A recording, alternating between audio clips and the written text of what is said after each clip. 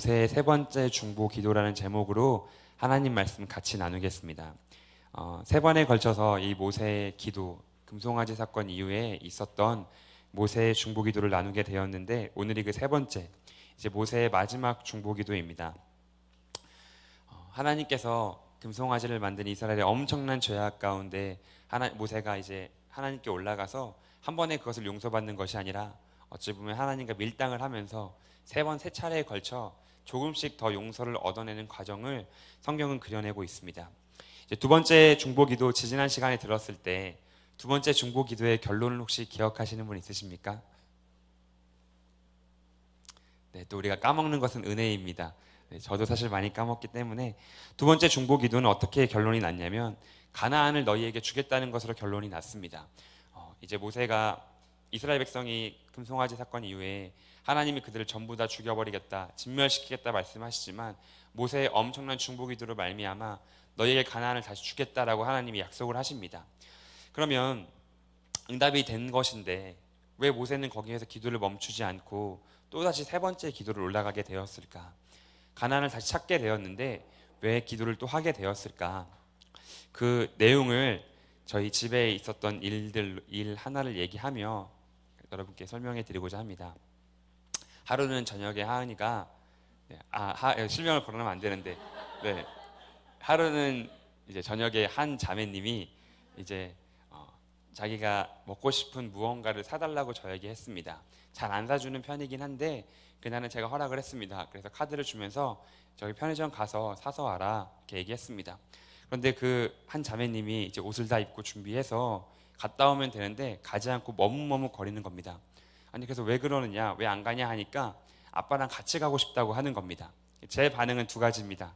귀찮고 피곤할 때 아야 혼자 갔다 와라, 그리고 좀 귀찮고 피곤하지 않을 때 그래 같이 가자, 뭐 이런 경우가 있는데 그때 어떻게 했는지는 기억이 나지 않지만 어쨌든 이 사건을 통해 모세가 왜 또 중보기도를 하게 되었는가를 알 수 있습니다.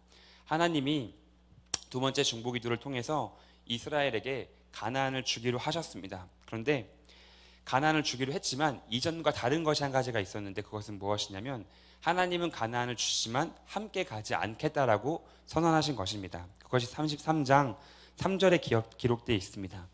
제가 한번 읽어드리겠습니다. 너희는 젖과 꿀이 흐르는 땅에 이르게 하려니와 나는 너희와 함께 올라가지 아니하리니 라고 기록하고 있습니다. 너희 가나안을 줄 것이다, 젖과 꿀이 흐르는 땅으로 너희를 보낼 것이다. 그러나 나는 너희와 함께 가지 않겠다. 처음에 하나님의 계획과는 바뀐, 이렇게 볼 수 있겠죠. 마치 기도의 응답은 얻었지만 하나님은 함께하지 않으시는 것으로 볼 수 있습니다. 모세가 이스라엘 위해서 간절히 기도했을 때 그럼 너희가 원하는 가나안 주겠다, 너의 기도에 응답해 주겠다. 그렇지만 기도는 응답해 주겠지만 나는 너희와 함께하지 않을 것이다 라고 하나님 모세에게 두 번째 기도를 통해서 말씀하신 것입니다. 이런 상황 가운데 모세는 한 번 더 올라가서 세 번째 기도를 하게 됩니다. 그 세 번째 기도의 핵심은 무엇이냐면, 물론 세 번째 기도를 통해서 많은 것들을 모세가 하나님께 기도하며 하나님으로부터 얻어내지만 그 핵심은 하나님이 함께 하시기를 구하는 것입니다. 하나님, 우리에게 가나안을 주기로 하신 것에 감사합니다. 그러나 하나님이 함께하지 않으시면 우리가 가나안에 가는 것이 무슨 소용이 있겠습니까? 그렇게 기도하는 것이 이 모세의 세 번째 기도의 핵심입니다. 이걸 통해 우리가 배울 수 있는 것은 기도에는 응답 역시 중요한 것이지만 응답보다 더 중요한 것이 분명히 있다는 것, 응답이 기도의 전부는 아니라는 것을 우리는 알 수 있습니다. 물론 기도할 때 응답은 중요합니다. 응답이 없다면 이 기도하는 뭐라 그럴까요? 맛이라 그래야 될까요? 어떤 기대, 소망이 없지 않겠습니까? 물론 응답은 중요한 것이지만 응답이 기도의 전부는 아닙니다. 응답이 기도의 전부는 아니고, 그리고 응답보다 더 귀한 것이 분명히 있다라는 것이죠. 만약 우리 기도의 응답이 다 이루어진다면 어떻게 되었을까? 제가 생각을 해봤습니다. 제가 중학교 2학년 때부터 교회를 다니기 시작했는데 그때부터 제가 한 기도가 다 응답이 되었다면 나는 지금 뭘 하고 있을까? 아마 저는 삼성그룹 회장이 돼 있을 겁니다. 그때부터 제 기도가 다 응답이 되었다면 그런 어린 시절에 했던 저의 기도들은 하나님 성적 잘 받게 해주세요. 그리고 좀 성장하면서 돈을 많이 벌게 해주세요. 좋은 학교에 가게 해주세요. 좋은 직업을 갖게 해주세요. 이런 기도들을 하면서 제가 신앙도 그리고 제 삶도 점점 성장해 갔습니다. 만약 하나님이 그런 저의 연약한 믿음 가운데 있던 기도들을 다 응답하셨다고 한다면 아마 저는 지금 여기에 있지 않겠죠. 여러분과 함께 말씀을 나누는 기쁨도, 또 말씀을 깨닫는 기쁨도 전혀 알지 못한 채 저기 삼성그룹에서 이렇게 좋은 집에서 좋은 차 타고 맛있는 거 먹으면서 아마 어쩌면 하나님과는 많이 멀어진, 그러나 하나님이 응답을 해주시니까 이렇게 문의는 크리스천, 기도하는 사람이지만 실제 삶은 하나님과 많이 멀어진 삶을 살고 있지 않을까, 그렇게 생각이 됩니다. 하나님 만약에 우리 기도에 모두 응답을 하신다면 여러분 스스로도 아실 수 있으나 안 그러신 분도 있겠지만 그것보다 더 큰 재앙은 없습니다. 물론 우리가 지금은 여러분도 신앙이 성숙하셨기 때문에 열방을 위해 기도하고 나 자신의 희생을 위해 기도하시겠지만, 우리의 어린 믿음부터 하나님 모두 응답해 주셨다면 아마 우리는 지금 여기에 있지 않고 하나님과 멀리 떨어진 삶을 아마도 살고 있었을 겁니다. 응답을 포기하라는 것이 아닙니다. 응답보다 중요한 것이 있다는 것을 분명히 말씀드리는 것이며, 오늘 이 모세의 기도를 통해 알 수 있는 것은 그것 중 가장 중요한 것, 그것은 하나님이 나와 함께 하신다는 것을 깨닫고 아는 것이 중요한 것입니다. 다니엘 1장 말씀을 보면 네 사람이 등장하는데 다니엘 외에 3명이 등장합니다. 하나냐와 미사엘과 아사랴입니다. 이들의 이야기를 여러분과 해보려고 합니다. 우리에게는 사드락과 메삭과 아벳느고라고 더 많이 알려져 있습니다. 이거는 바벨론의 식으로 이름을 바꾼 것이고, 원래 그들의 유다식 이름은 하나냐, 이 야는 여호와의 야자입니다. 그리고 미사엘, 엘은 엘로임, 하나님의 엘입니다. 그리고 아사랴, 이 야도 여호와의 야자입니다. 이름에 전부 여호와 하나님이 들어가 있죠. 이름을 들으면 그 사람이 어떤 환경에서 자랐는가를 어느 정도 유추할 수 있습니다. 물론 뭐 김효진 하면 이 사람이 어떤 환경인지는 정확히는 알 수 없겠지만 이 중에는 잘 보이진 않는데, 이름이 뭐 요셉이다 그러면 그 사람이 적어도 기독교의 가정에서 자라났겠구나라는 것 정도는 알 수 있습니다. 뭐 나단 이렇게 되거나 또 뭐가 있을까요? 아벳느고는 못 본 것 같은데, 어쨌든 이런 이름들을 가지고 있다고 하면 그 사람은 기독교의 가정에서 자라났겠구나, 신앙을 배우며 자라났겠구나 정도를 우리가 알 수 있겠죠. 이름에 전부 하나님이 들어가 있다는 말은 어릴 적부터 신앙생활을 해왔을 것이다라고 추측이 되어집니다.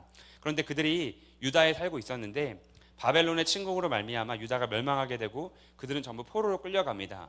바벨론의 포로 생활을 하는 중에 한 가지 법이 정해졌는데, 바벨론의 우상에게 모든 바벨론 사람들과 포로들이 전부 절을 해야 되는 법이 정해지게 됩니다. 이들은 하나님 믿는 사람들이었기 때문에 절을 할 수가 없죠. 여러분들처럼 생명을 걸고서라도 절을 할 수가 없는 사람들이었습니다. 그렇기 때문에 절을 안 하죠. 그래서 이들이 이제 왕이 그것 때문에 노하게 되고 풀무불에 던져라 라는 명령을 왕이 하게 됩니다. 이들은 이때 어떻게 했을까?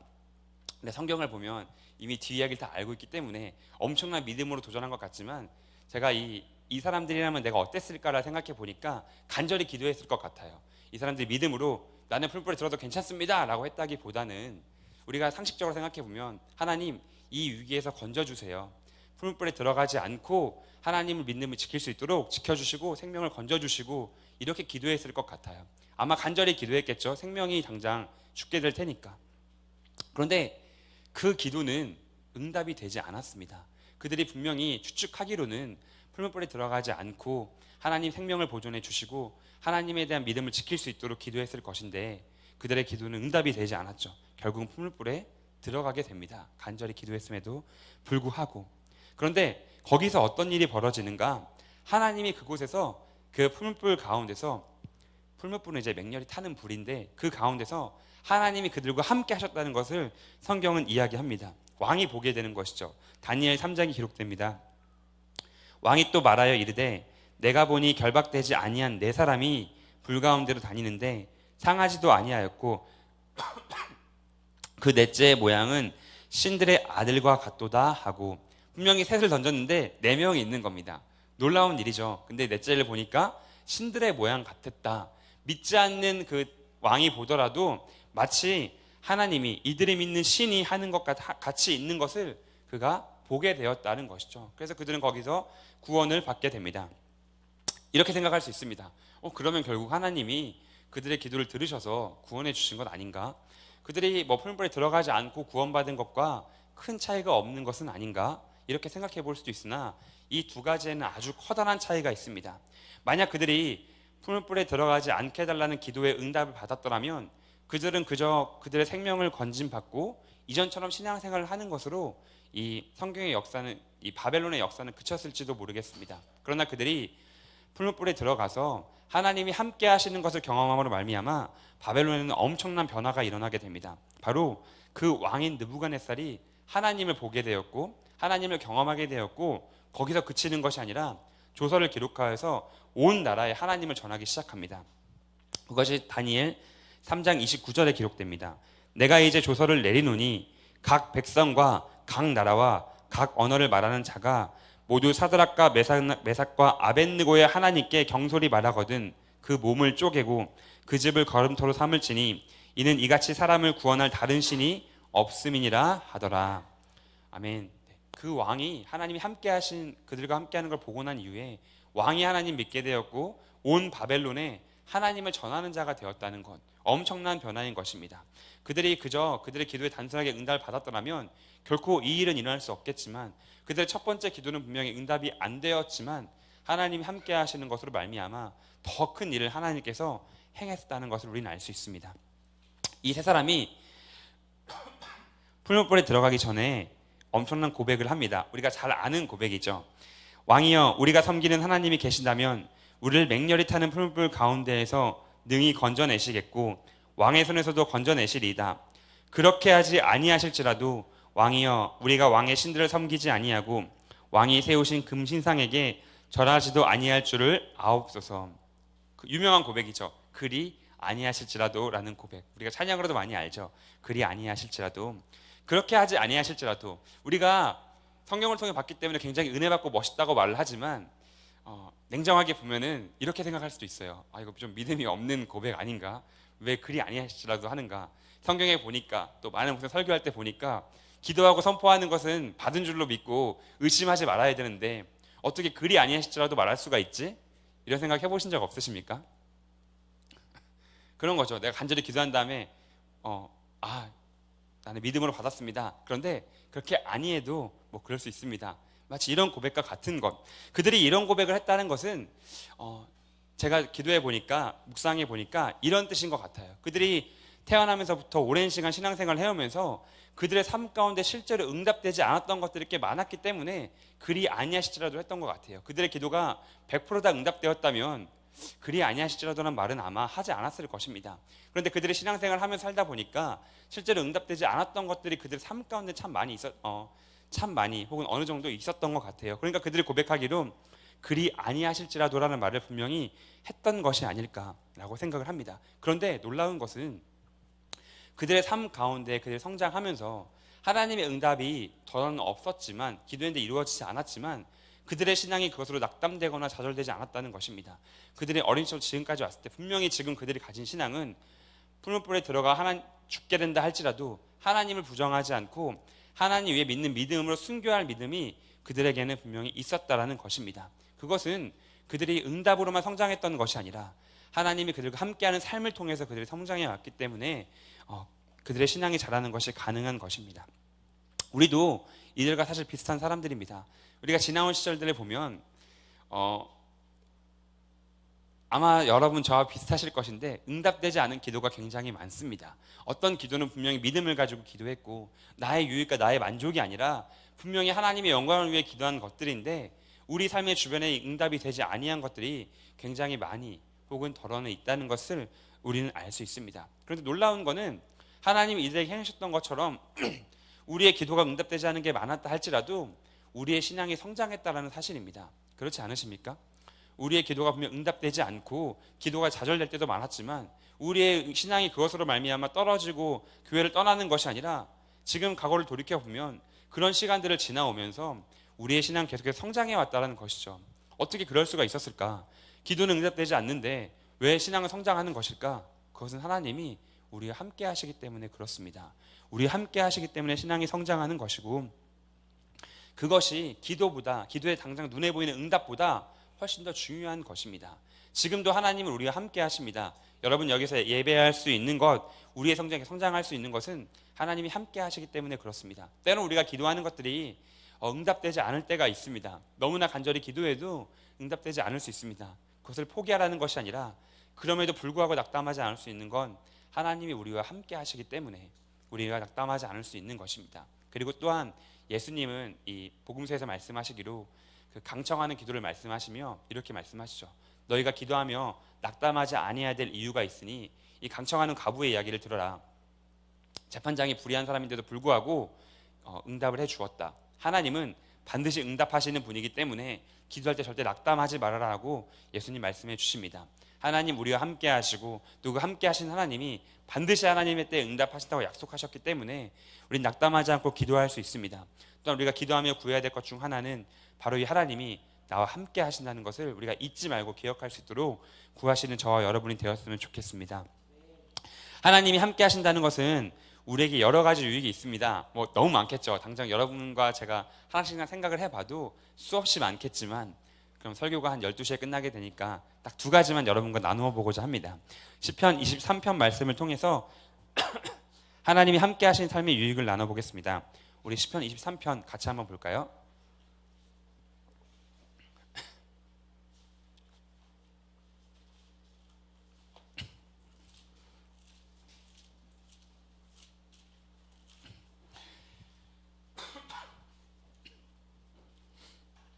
네, 시편 23편입니다.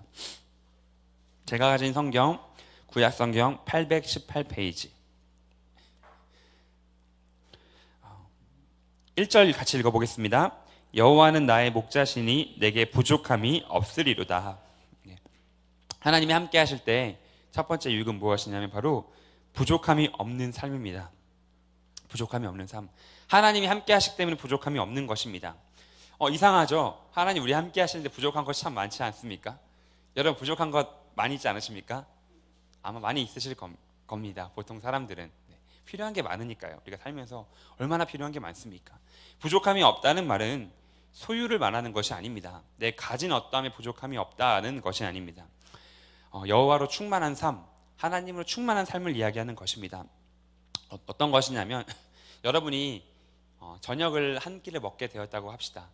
여러분 좋아하는 음식이 뭐가 있으신가요? 너무 많아서 대답하기 어려우신가요? 고기, 네, 고기라는 대답이 나왔습니다. 여러분이 최고급 고깃집에 간다고 생각해 봅시다. 정말 최고급 고깃집 1인분에 한 얼마라고 해야 되나? 한 3천만 원짜리 고깃집에 간다고 해볼게요. 여러분이 가게 되었어요. 이제 혼자 가게에서 먹게 되었는데 갔더니 사람이 너무 많아가지고 자리가 없는 거예요. 근데 자리가 없는데 딱 한 자리가 있는데 다른 사람과 합석해야 되는 자리인 거죠. 그래서 거기에 가서 앉았어요. 앉았는데 그 앞에 있는 사람이 어제 헤어진 남자친구, 어제 헤어진 여자친구인 거죠.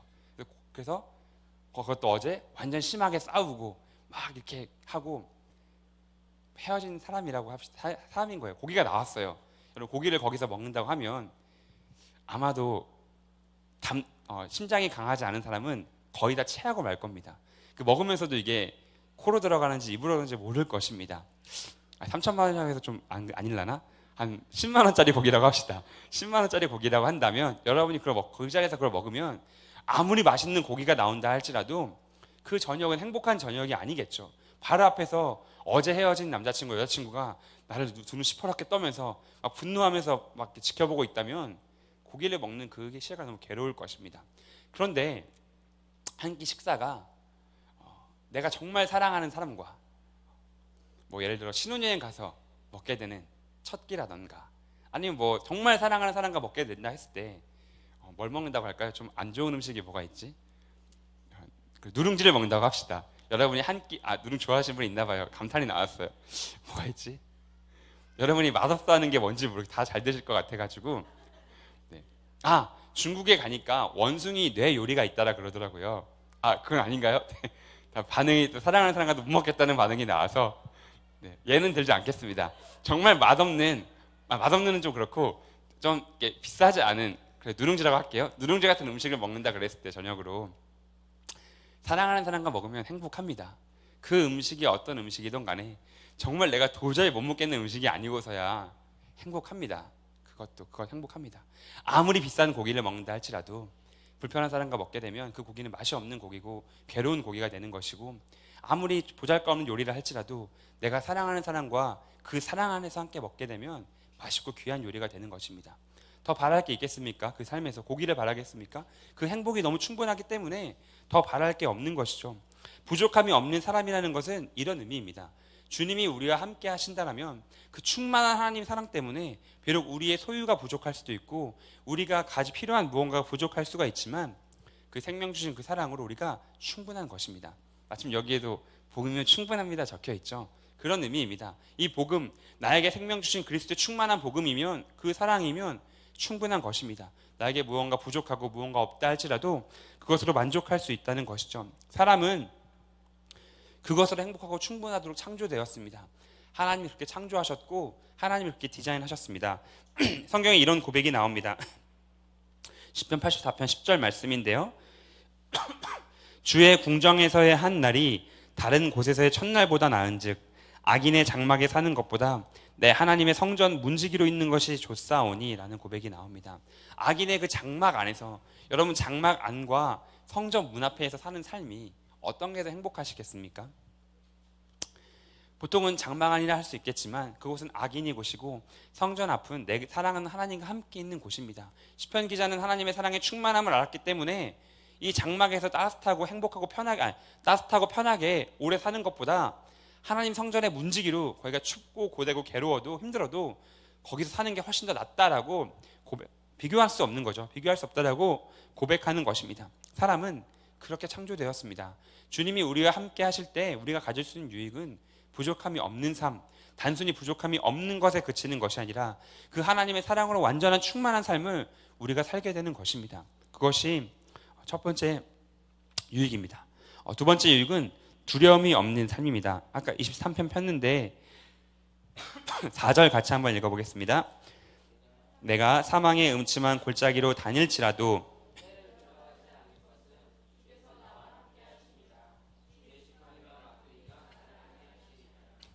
아멘. 우리가 두려워하지 않을 수 있습니다. 이 세상을 살아간다는 것은 실로 두려운 일입니다. 물론 행복한 일이기도 하지만 특별히 우리가 삶을 살아갈 때 어떤 중대한 결정과 선택을 해야 될 때는 더 우리에게 두려운 일이 됩니다. 물론 그것이 우리에게 기쁨이 될 수도 있지만 혹 잘못 선택하게 되었을 때 어떻게 해야 되나 라는 것을 우리는 많이 고민하게 되는 것이죠. 어떤 선택을 할 때 가장 어려운 것은 우리가 실패할 것을 염두에 두고 선택을 해야 되기 때문에 어려운 것입니다. 다 성공하는 길이면 뭐가 어렵겠습니까? 근데 분명히 실패할 길이 있기 때문에 어렵습니다.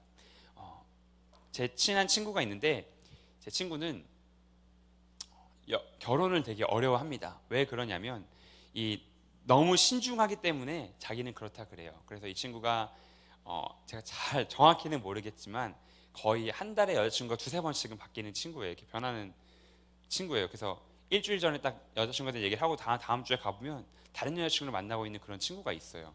네, 실명을 거론하지 않겠습니다. 그 친구에게 미안하니까. 어제는 있는데 두렵기 때문에 선뜻 결정을 못하는 겁니다. 이 결혼을 해야겠다라는 것을 이 사람이 좋아도 결정을 못합니다. 또 어려운 게 많습니다. 어떤 직업을 선택해야 될 때, 전공을 선택해야 될 때 굉장히 어렵습니다. 내가 직업 선택해서 그걸 잘 되면 좋은데 뭐 창업을 한다던가 어딜 취직한다던가 할 때 잘 되면 좋은데 이게 실패하면 어떡하지? 잘 안 되면 어떡하지? 두려움이 분명히 있습니다. 또 한 가지 그리스도인에게 어려운 것은 하나님의 뜻이 무엇인가를 고민하기 때문에 그것이 굉장히 어렵습니다. 내가 선택한 이것이 하나님의 뜻이 아니면 어떡하는가, 이러는 굉장히 어려운 고민을 우리는 하게 되는 것이죠. 그런데 하나님이 함께 하시면 우리는 모든 두려움으로부터 자유로울 수 있습니다. 왜 그러냐면 말 그대로 하나님이 나와 함께 하시기 때문에 그렇습니다. 하나님이 나와 함께 하시지 않는다면 우리는 하나님이 있는 곳을 찾아서 어떤 곳이 하나님이 있는 곳인가를 고민해야 되고 선택하는 것에 굉장히 어려움이 있지만 하나님이 나와 함께 하시기 때문에 내가 가는 그곳으로 하나님이 나와 함께 걸어가 주시는 것입니다. 너무나 감사한 것이죠. 그러니까 두려움 없이 갈 수 있습니다. 물론 때로는 잘못된 결정을 할 수도 있습니다. 사망의 음침한 골짜기로 걸어가는 결정을 할 수도 있겠죠. 그러나 이 시편 23편은 분명히 말합니다. 이 사람이 잘못된 길로 들어서 사망의 음침한 골짜기로 다닐지라도 해를 두려워하지 않는 것은 주께서 나와 함께 하시기 때문이다. 우리가 잘못된 결정을 할 수도 있고 사람이 어떻게 완벽하겠습니까? 분명히 실수하는 결정을 할 수도 있습니다. 그걸로 걸어갈 수 있습니다. 그러나 하나님이 함께하는 사람은 시편 23편에 말하는 것처럼 하나님이 함께 하시기 때문에 두려워하지 않는 것입니다. 주의 지팡이와 막대기가 나를 안위하시기 때문에, 그렇기 때문에 두려움 없는 삶을 살아갈 수가 있는 것이죠.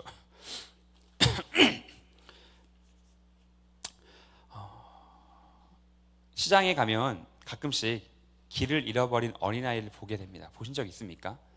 저는 시장에서 길을 잃어버려가지고 큰일 난 적도 한 번 있었는데, 여러분도 아마 그런 경험이 있는지 모르겠지만 저는 길을 잃어버린 아이들을 종종 보게 됩니다. 어린아이들이 이렇게 엄마랑 같이 시장에 왔다가 막 이것저것 물건 구경하고 다닙니다. 혼자 막 돌아다니면서 장난감도 보고 막 과일도 보고 그럽니다. 참 신기하죠? 돈 하나도 없고 살 능력도 없으면서 구경은 참 많이 합니다. 아이가 실컷 돌아다니다가, 막 신나게 돌아다니다가 어느 순간 주위를 둘러보고 엄마 아빠가 없으면 갑자기 막 울어버립니다. 그 자리에 멈춰서 아무것도 못한 채 울어버립니다. 엄마 아빠가 함께 있을 때는 돈이 없고 살 능력이 없어도 자기가 사고 싶은 거 먹고 싶은 거 막 고르고 구경하면서 다니다가, 그렇지만 함께 하지 않을 때에는 두려움에 울어버리고 마는 것이죠. 그렇지만 그 아이가 다시 엄마를 찾게 되었을 때는 울음을 그치게 되고, 또 자기 마음대로 자기가 사고 싶은 거 먹고 싶은 거 능력 없고 돈 없을 때 막 고르고 다니고 자유롭게 다닙니다. 이 어린아이의 모습이 어쩌면 하나님과 함께하는 우리의 모습입니다. 하나님과 함께하는 사람은 내가 능력이 없고 내가 살 능력이 없고 힘이 없어도 하나님이 함께 있는 것으로 말미암아 꿈을 꾸고 돌아다닐 수도 있고 자유로울 수 있습니다. 그러나 하나님이 없어지면, 하나님 함께하지 않는 사람은 그저 우는 아이와 같이 두려움 가운데 아무것도 못하는 것, 그것이 바로 우리 그리스도인의 실제의 모습이라는 것입니다. 여러분, 하나님 함께 하실 때 우리는 두려움이 없습니다. 여러분은 두려움이 없는 자들입니다. 하나님은 여러분과 함께 하십니다. 여러분의 삶 가운데 함께 하시고, 여러분의 결정 가운데 함께 하시고, 혹 여러분이 잘못된 결정을 한다 하실지라도 하나님께서 여러분과 함께 하시며 안위해 주실 것입니다. 두려움 없이 담대하게 살아가는 저와 여러분이 되었으면 좋겠습니다. 모세는 이 기도를, 함께 해달라는 기도를 어떻게 마무리하냐면, 우리가 읽은 마지막 말씀, 출애굽기 33장 18절 말씀입니다. 모세가 이르되 원하건대 주의 영광을 내게 보이소서라고 기도를 하며 자신의 기도를 마무리합니다. 무슨 말일까요? 왜 모든 기도 가운데 모세는 이제 주의 영광을 보여달라고 하면서 마무리를 할까요? 좀 생뚱맞죠? 주의 영광을 보여주옵소서. 하나님 우리 함께 해주시옵소서. 마지막에 주의 영광을 보여주시옵소서라고 하는데, 하나님 모든 기도를 수락해 주셨습니다. 왜 주의 영광을 보여달라 그랬을까? 이 주의 영광이라는 말은 출애굽기 딱 3번 나옵니다. 언제 나오냐면, 이때 여기서 한 번 나오고, 2번은 전부 다 성막 건설에 관련해서 한 번씩 나옵니다.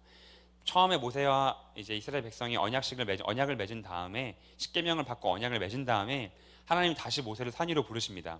모세가 산 위로 갔을 때 거기에서 하나님이 모세와 함께 있으면서 주의 영광을 보여주시며 성막을 어떻게 지을 것인가를 말씀해 주십니다. 그리고 출애굽기 마지막 부분에 이제 성막을 다 짓고 난 다음에 하나님의 영광이 거기에 임재를 하십니다. 이렇게 2번 나오고, 그리고 여기에 한 번 나옵니다. 출애굽기에 나오는 주의 영광은 하나님의 성막과 관련이 있습니다. 그래서 이 주의 영광을 보여달라는 것은 무엇이냐면, 앞에 하나님께 성막을 지으라고 허락하셨지만 이 금송아지 사건으로 인해서 언약이 파기되고 성막을 지을 수가 없게 되었습니다. 여기서 주의 영광을 보여달라는 말은 다시 하나님의 성막을 짓게 해달라는 모세의 간청인 것입니다.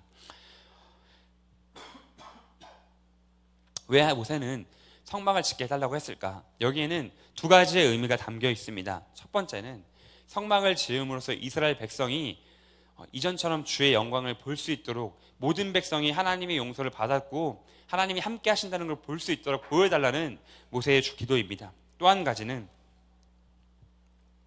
본래 이스라엘 백성을 향했던 계획, 처음에 하나님의 계획을 이스라엘 가운데 회복시켜달라고 구하는 것입니다. 하나님 우리와 함께 하시고 우리를 위해 가나안을 주신 기도의 응답 다 감사한데, 거기에 더하여 원래 우리를 지었던, 이스라엘 처음 계획했던 이스라엘 원형의 계획을 회복시켜달라고 모세가 간구하는 것이 바로 이 주의 영광을 보여달라는 것입니다. 단순히 이 땅에서 하나님과 동행하고 이 땅에서 하나님의 응답을 받으며 살아가는 그 삶 정도가 아니라, 하나님이 처음 지었던 태초의 계획을 우리 가운데 회복시켜달라는 기도가 바로 이 모세의 기도의 마지막 기도였던 것이죠. 그것은 우리도 동일하게 해야 되는 기도이며 동일하게 우리가 배워야 되는 기도입니다. 하나님은 우리가 예배할 때, 하나님께 믿음으로 나아갈 때 하나님 우리와 함께 하십니다. 그리고 우리의 많은 기도 가운데 응답해 주십니다. 때로는 응답이 안 되는 기도가 있는 것 같지만 그러나 하나님은 우리의 기도에 반드시 응답해 주시는 분입니다. 우리는 거기에 만족하는 것이 아니라 처음 하나님 우리를 지었던 우리 원형의 모습, 하나님과의 완전 친밀했던, 아담의 시대에는 제사가 없었죠. 하나님과 완전 친밀했기 때문에, 완전한 하나였기 때문에 아담의 시대에는 제사가 없었습니다. 그때의 그 모습으로 완전히 하나님과 친밀하고 완전히 하나님과 하나 된 그 삶으로 우리를 회복시켜 달라고, 나를 향한 하나님의 그 완전한 계획이 이루어지도록 회복시켜 달라고 그렇게 기도하는 우리 그런 기도를 우리는 모세로부터 배워야 합니다. 저는 우리가 이 모세가 말한 주의 영광을 볼 수 있는 우리가 되었으면 좋겠습니다. 주님의 영광을 봄으로 말미암아 하나님 우리가 함께 하신다는 사실을 내 지적으로 그냥 동의하는 정도가 아니라 우리의 삶으로, 우리의 마음으로 느낄 수 있고, 또 그 하나님으로 말미암아 나의 원래 모습, 원형의 그 모습이 하나님과 완전한 친밀한 가운데에서 죄와는 상관없는 사람으로 살아가는 저와 여러분이 되기를 소망합니다. 모세의 기도, 이제 모세의 기도를 따라서 함께 기도할 것인데요. 오늘 이제 사실 모세의 이 기도 나눈 게 굉장히 많았는데 오늘은 간단히 몇 가지만 나누었어요. 첫 번째는 하나님이 함께 하시기를 구하는 기도입니다.